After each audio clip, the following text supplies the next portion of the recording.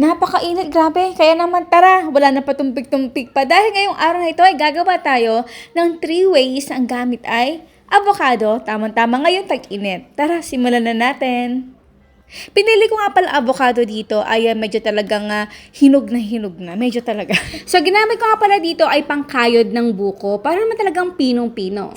At ito nga palang ginagawa natin ay kakailangan na natin sa the rest ng ating 3 ways ng avocado.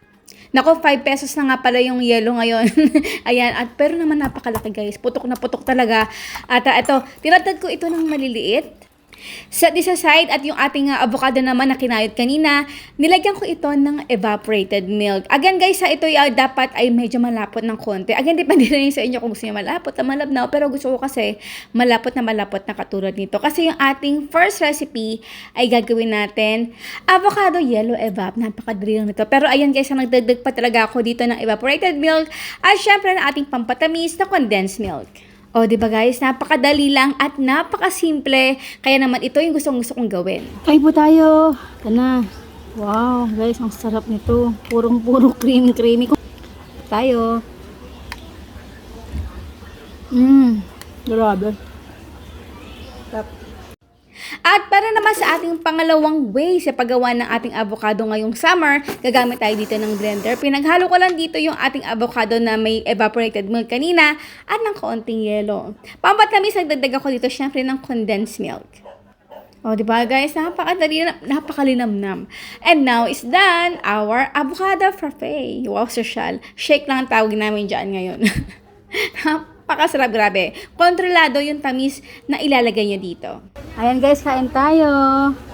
Wow, ating gustong-gusto ko talaga shake. Masarap to kung may sago, kaya lang skip muna tayo sa sago. Ayan po tayo.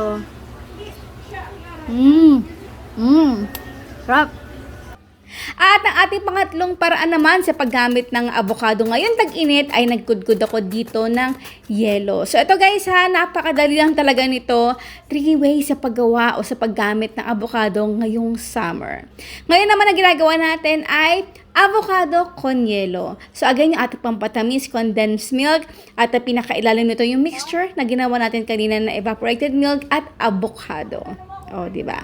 And now is done our avocado con yelo. Hey guys, kain tayo. Naku, tamang-tama. Summer. Tara na. Oh, wow. Oh. Ayan, avocado con yelo. Kain po tayo. Grabe. Ang sarap. Guys, this is a really must try ngayong tag-init. So, ayun na po. Sige po, iiwanan ko na po kayo dito. And again, ating outro, keep safe, be healthy, and be happy. Bye! Next time sana, makagawa naman tayo ng saba. Bye!